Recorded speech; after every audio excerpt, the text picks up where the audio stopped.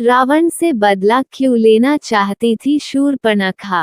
राम, लक्ष्मण, सीता और रावण के बारे में तो हर कोई जानता ही है, लेकिन रामायण का एक और अहम किरदार है जिसका नाम शूर्पणखा है।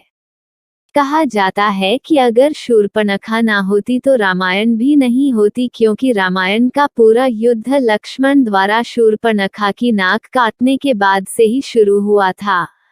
शूर्पणखा के बारे में बहुत कम देखने को और सुनने को मिलता है। आइए जानते हैं शूर्पणखा से जुड़ी कुछ अनसुनी कहानियों के बारे में। राक्षस के परिवार से होने की वजह से शूर्पणखा को अपना भेष बदल लेने की शक्ति प्राप्त थी। वो अपने चेहरे के रंग के साथ साथ अपनी आवाज भी बदल लेती थी। वाल्मीकि जी के अनुसार शूर्पणखा का रूप रंग बहुत ही डरावना था।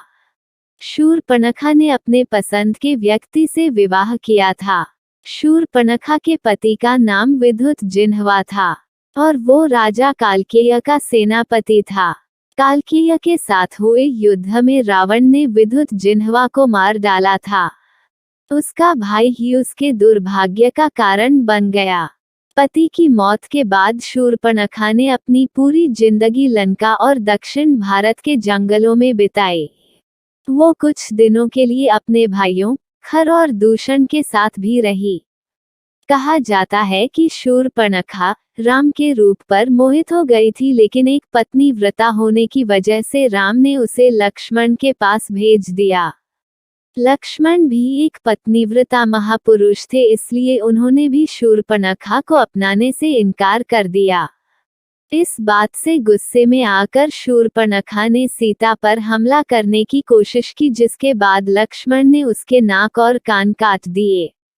वहीं एक दूसरी कहानी के मुताबिक पति के मारे जाने के बाद वो अपने भाई रावण से बदला लेना चाहती थी, लेकिन उसे रावण की शक्तियों का एहसास था।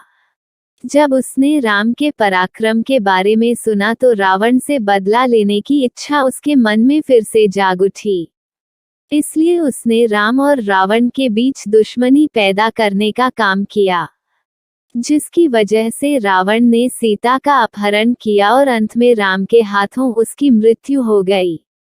शूर्पणखा का अंत कहा जाता है कि रावण की मौत के बाद शूर्पणखा विभीषण के साथ लंका में ही रहती थी।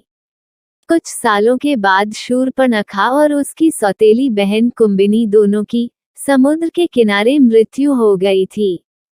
अगर आप चैनल पर नए हो तो चैनल को सब्सक्राइब कर लेना और कमेंट बॉक्स में जय श्री राम जरूर लिखना।